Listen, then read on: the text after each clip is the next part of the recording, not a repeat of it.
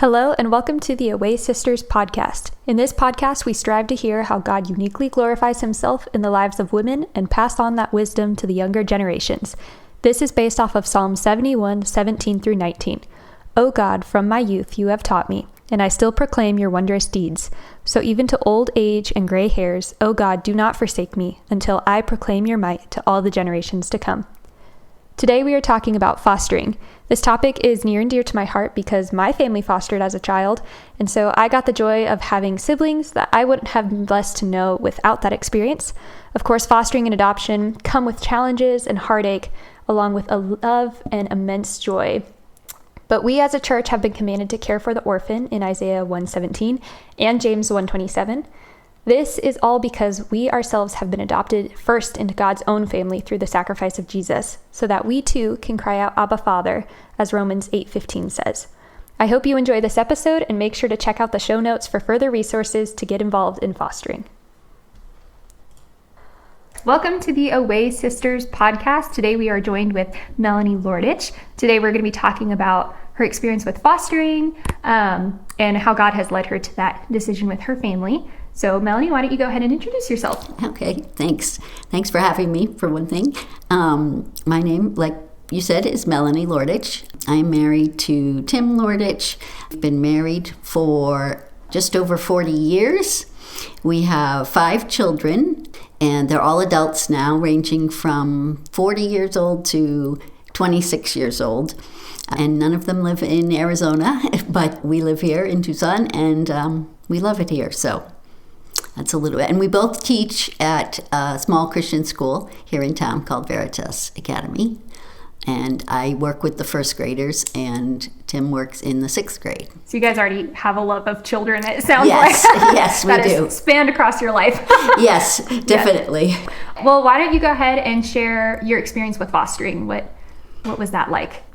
We, like I said, we moved here in 2020, and we used to live in New Hampshire. So in New Hampshire, when our kids got a little bit older, I think our youngest was in high school. Had always loved children, had always felt called to children's ministry and working with kids and just a love of children. So we got licensed in New Hampshire to do foster care. As we thought, we weren't really looking to adopt or anything like that. We just wanted to do strictly fostering. And I think what drew it to us was, I thought, the little bit of time that you have them, maybe if it's just a short time, but God can use that in powerful ways to be able to just love on them and care for them. And, so we did, like I said, we got licensed there, and we had a 12-year-old girl as our first placement, which I had told them that we wanted to have younger ones, like under 5, and we actually had a pretty not so great experience with the state of New Hampshire, and it kind of soured us on fostering. So at that point we said, okay, let's take a break. And then in the meantime, we planned to move across the country here to Tucson. And so after we moved here, I still felt that tug in my heart that I wanted to be foster parents, so that we were called to that again. So we got licensed here in Arizona. And our first placement that we had here was just for a couple days. And then the day after he left, we got a 9-month-old. And we had him for 9 months, so until he was 18 months old. And then he did get adopted in California.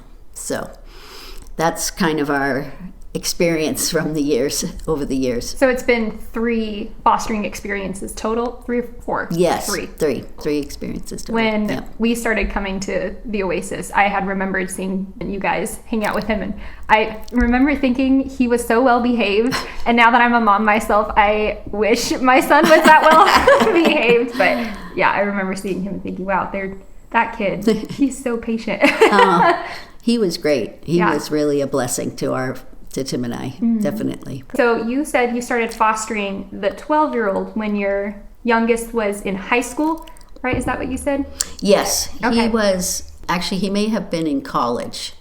We had talked a lot about it when he was younger, when he was in high school, and we had talked about, because his older brother is 4 years older than him, so he went kind of off to college when our youngest Andrew was just getting started with high school, and we had talked to him, and it didn't seem like a good fit for him.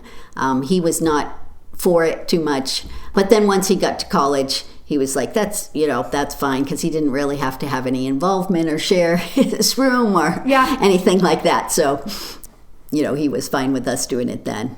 So what led you to start, you said your kids weren't necessarily at that time a great fit, and so that's why you waited till they moved out. Mm-hmm. What had prompted you to want to start fostering in the first place, especially as you got older and you're empty nesters? Finally, a lot of people wait for that moment, and you wanted to take on another kiddo. I just think that because we've always had the heart for children, and I could see that there's so many children that need that loving home, and I feel like God just gave me that desire in my heart to, as we got finished raising ours, that we could still input. I guess, it was kind of like being able to input other kids, not just our own, because God blessed us with the 5 kids, and that was great. But I think I still had more input, more love for children, and just wanting to help out in that way. Do you think it was, if you remember, was it more of your idea at first and Tim came along, or was it Tim, or was it something you guys have already decided, as many kids as we can help out? Was that on your heart the whole time? It was definitely more my idea, and that's maybe why it took some time too, is Tim had to pray about it. He was open to it, but I think it definitely took him a little while to come along. Mm-hmm. And then when I brought it up again after we moved, I think he was like, well, I guess this idea is, really on God's heart for us. Mm-hmm. And so I think he had a little bit easier time once we moved here. It must have been hard after your experience in the last state. Yes, in New Hampshire. Yeah, I can't remember if it's New Hampshire or Vermont. It was always in my mind. New Hampshire, having the experience you had to say, okay, let's take it on again after your sour experience. So. Yes. That, I think, was particularly hard for Tim, because he really dealt with the state a lot at the end. I was dealing with them all along, but then when this bad situation came up, he really dealt with that more than I did, and called supervisors and, really wrote letters and got into that, and how the state kind of mishandled things.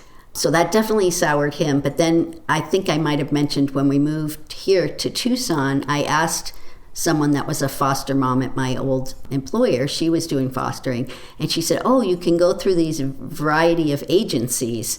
And so I looked at the list of agencies and found out also from someone at church that there was a Christian agency, or a couple Christian agencies, that you could go through. And I thought that made all the difference, just having that support, but also being able to say, we don't think this is right, or, just the different things that come up with that. So that was that made all the difference, I think. That made it kind of black and white, I'm glad, so much better, Yeah, I'm glad that you were able to partner with people who were like-minded in the ministry aspect of fostering. Because it really, it is parenting and it's ministry. There's so many different levels of it that the state is not always, the state I'm sure is doing their best, but they're not always in that mindset. It's just a job sometimes. Yes. Well, how you talked a little bit about how Andrew felt about the fostering. How did some of your other adult children feel as you started bringing up fostering, and when you actually did start? They all seemed very supportive. Like I said, they were all out of the house.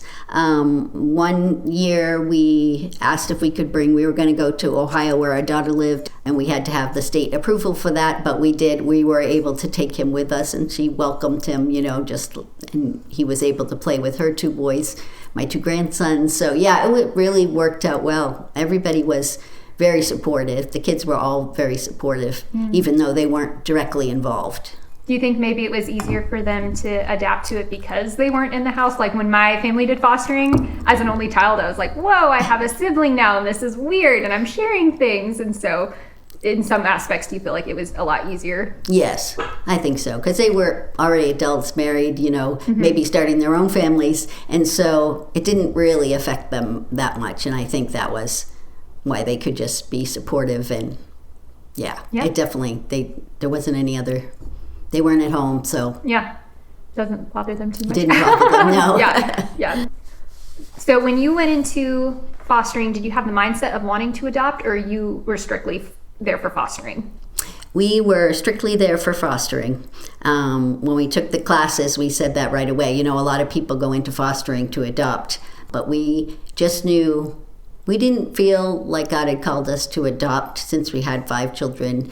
And also being older, I know one thing our kids talked about was like, well, if you adopt at this age, what if something happened? Then would we be responsible? And, so there were some things they were thinking like that because we were old. And I said, we didn't really feel like adoption was, for us. And we knew that right from the beginning. Mm-hmm. Even in New Hampshire, I think we knew that. I'm sure there was a lot of benefits to having that mindset before you went into it. Were there any challenges knowing you weren't going to be keeping this child? Did you ever feel like, oh, I'm pouring out so much and I'm not going to necessarily see the end result because you won't be my legal child? Right. I think it was easier because we did have that attitude and we knew that their time might be short with us, but we just thought as much as we can pour into, if it's only a few months or if it's, 6 months, 9 months, a year, there's a benefit to just being able to help them feel loved and cared for and safe in those, like I said, even if it's only a few months. That's what I can see the foster system being good at.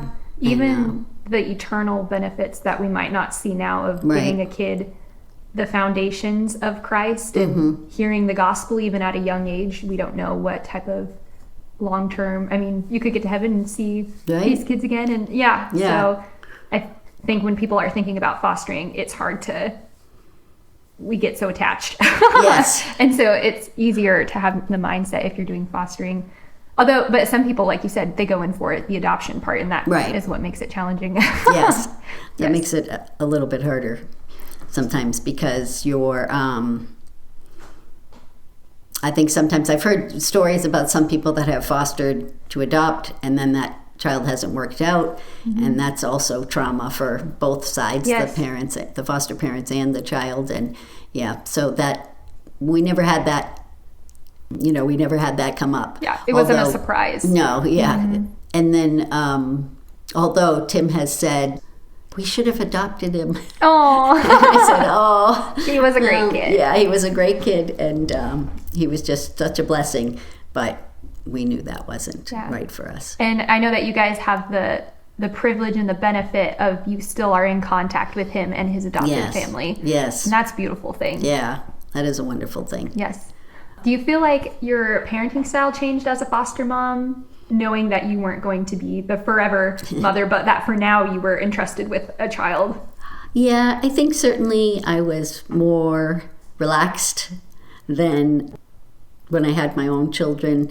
And not that I was stressed out, but it just seemed more relaxing in that I could just sit and play with him for an hour or 2 hours. And when I had a lot of children at home and, you had all the responsibilities of that, and we could take him out, on walks, and there was a lot more time to spend with him. So that may have been an advantage to being a foster mom without biological children at home, is that I feel like we had a lot of time to spend with him.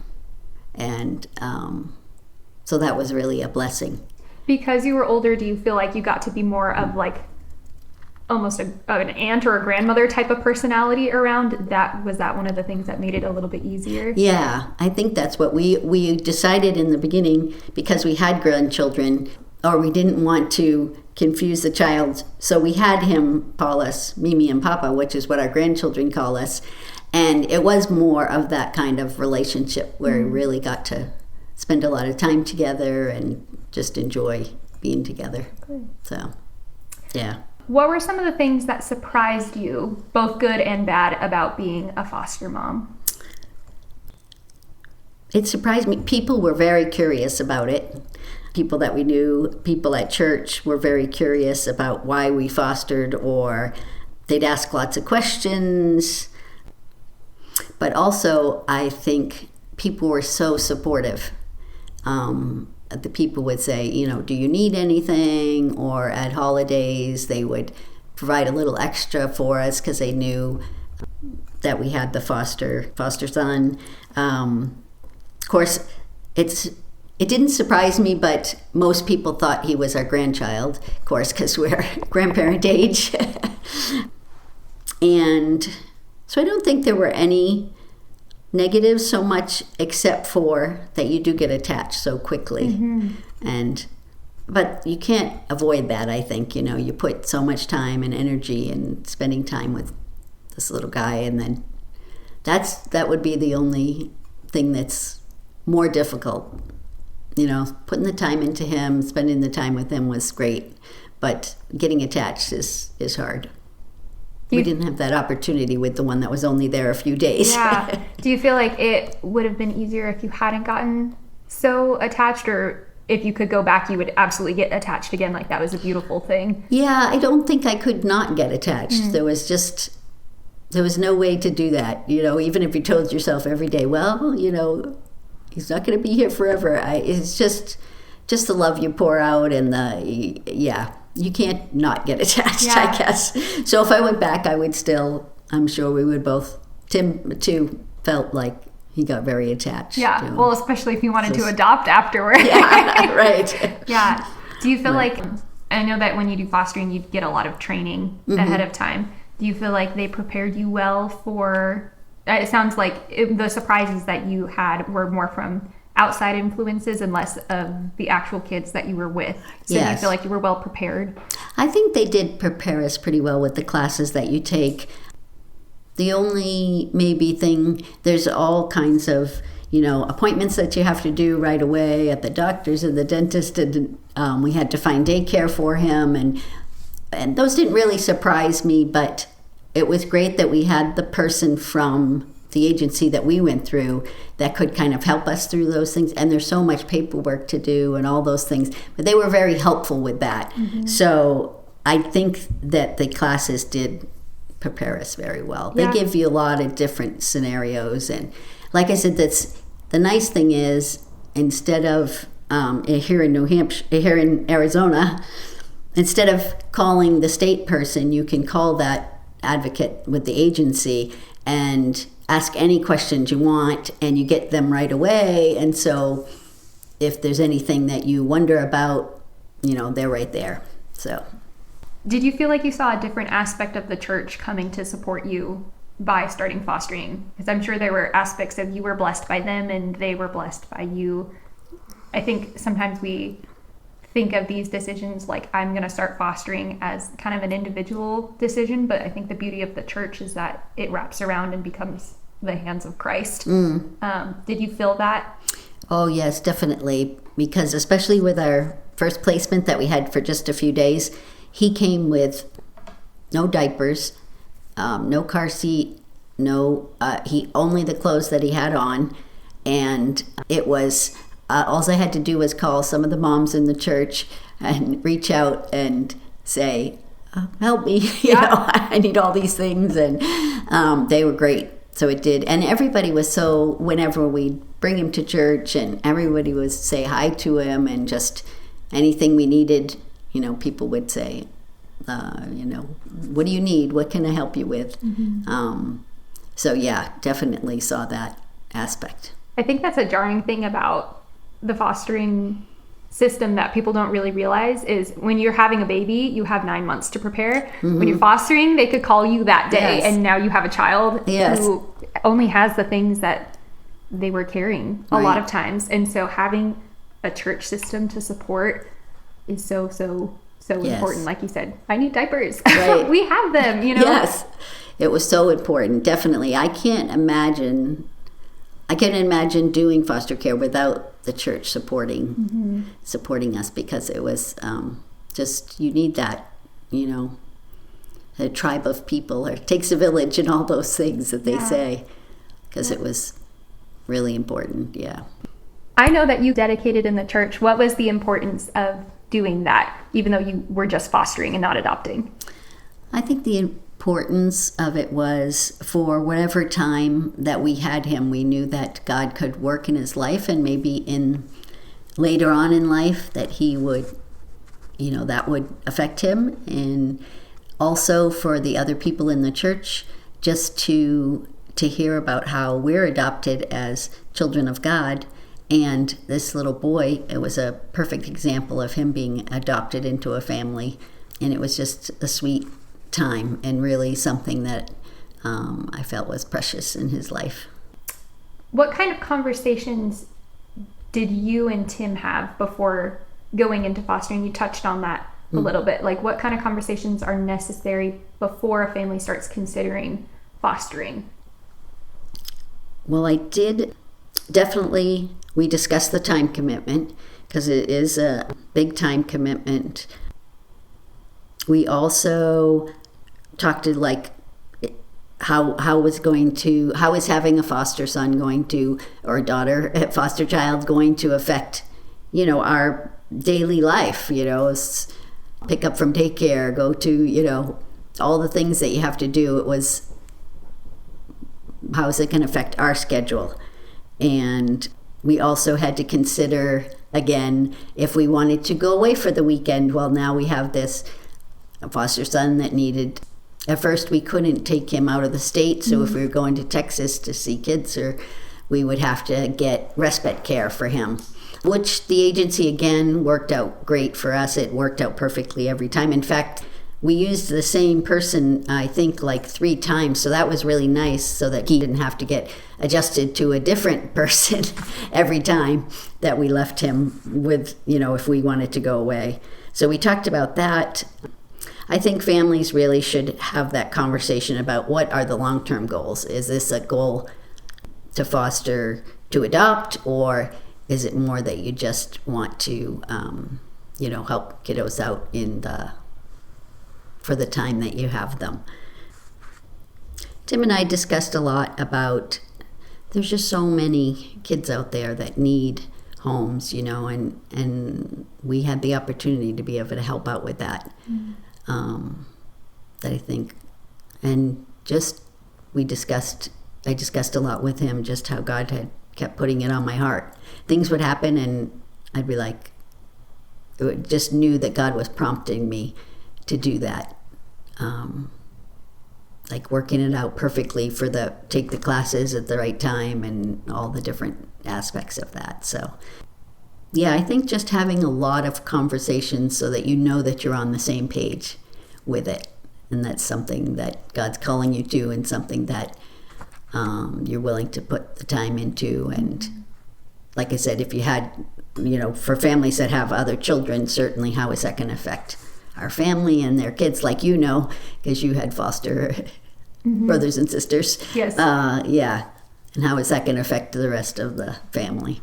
I love that you started off in the beginning saying that you had conversations with your other children about how it would feel, and when you said your youngest son said, maybe I'm not quite ready for it, you were totally willing to say, okay, this is not the time that God has called us to at the moment.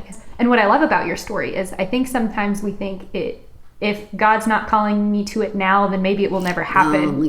And so I love hearing that you guys started fostering later in life, because there's probably a misconception that you have to be new parent age to start a new family, and that's not necessarily the case. God calls us to care for the widow and orphan all throughout our life as a church collectively and as individuals. That doesn't mean just child rearing age. Yes. Yeah. And the other thing I was thinking when you said that was just, you meet a lot of other foster families too, and having that support of being able to ask them questions and what did you do in this situation, and that's just a great support network for that. And I'm sure, having raised 5 children already, you had the parenting skills that you needed, raising a kid is like raising a kid. Right, Sometimes right. it is a little special, but the Yeah. general, they're not sleeping. Right. How do you potty train? Those Right. things, you've All those been things. through the ringer and you understood those. Yeah. So that definitely helped, I think. Yeah. Were there any conversations that you had partway through? And you said you had kind of a sour experience, but were there any conversations you had partway through where you were saying, maybe we got ourselves into a pickle here? Maybe this wasn't for us. How did you rely on each other, rely on God? What did that look like? Well, we certainly had that experience in New Hampshire. And I think one of the things that I said, and I realized I took with me from that situation, was that I had said I wanted like 5 years old and younger. But they called with this sob story about this child who was 12, this girl that was 12, and, what I consider it. And I should have stuck to what I knew. And, what I knew was the age that I felt called to, or we felt called to. So that was something that I learned going through that. So when I got to New Hampshire and I talked with the when I got to Arizona, and my states mixed up. When I got to Arizona, I stuck to that and said, I won't make that mistake again. Yeah, boundaries are so important in anything, but especially working with children. It not only protects your family, but in a lot of cases it protects that child. Yes. I mean, I know for our family had to put our foot down because they called us, again with the sob story like you said, about a kid with severe disabilities. And I think had we taken that child, and we were not trained for that, it probably would have harmed the child and us. Right. Because neither of us knew what was going on. That child needed specialized care. So I think part of ministry is knowing what God has called you to and knowing what he has either not called you to or not called you to yet. Right. And so it sounds like the boundaries really helped when you came to Arizona. And I'm sure like we said, going through the Christian agency kind of already puts up some of those boundaries anyways. Yes. Yes, made a difference. Yes. Definitely. How can we pray for foster children in general? You said there's so many foster kids that need homes. What do you pray for? Well, I definitely pray that more foster families would get licensed, because I think like I said, there's always a need in almost every state. I don't know if there's any states that don't have a need. But also that kids would be placed in just safe, loving homes, and that God would really help. There's some biological parents that can be reunited with their children, and that's certainly the goal for God, I think, for them to be in that kind of a family, in their own family with their biological parents. But if that can't happen, but that the biological parents would also come to know him and trust him, because I think in our experience, we had to rely on God so much. And with our parenting, but also and with foster parenting, I think it just makes a huge difference. People used to say, because I homeschooled my kids, they'd say, how do you homeschool, 4 or 5 kids? And I'd be like, only by the grace of God. And that's what I feel like you have to hold on to. And so that's what I pray for the families that are doing it, but also that, the families can come to know God and trust him so that they can either be reunited or, You can see your heart for the whole family, even when you just said praying for the parents of these kids, biological parents, that they would see Christ. Because I think sometimes, at least I do, maybe villainize the parents. How could you do this to your child? How can you get yourself into a situation where your child would be taken away? And we forget that they are just as broken as we are, that Christ can save them just as he has saved us, that there is no differentiation. When we are not under Christ and when we're under the law, like we are held the same accountability that they are. So it's beautiful that you have a heart for them as well, the child, the foster family, and the biological parents. I think not many people would bring that up when they talk about prayer. That's beautiful. Oh, thanks. I think too, something I've thought about after our fostering experience, the foster sibling that I was closest to was actually foster kid, he's an adult now, he's like in his 30s, that he had aged out of the foster system when he had come to stay with us. And the kids that maybe are never adopted into a family, praying that they would be adopted into the family of Christ that he offers us. Yeah, that's a great perspective, because I didn't have much experience with that part of the system. Yeah. And all of us are just looking for a home. Yes. Yeah. Cool. Thank you so much for joining me and talking about this. And if you have any resources, we're going to go ahead and link it in the show notes. So if people want to learn more about fostering, that's something that they can do. And we'll be praying that more people will come and join you with the fostering experience and adoption, and that more kids will have homes rooted in Christ. Yeah. So, thank you so much. Okay, thanks. All right.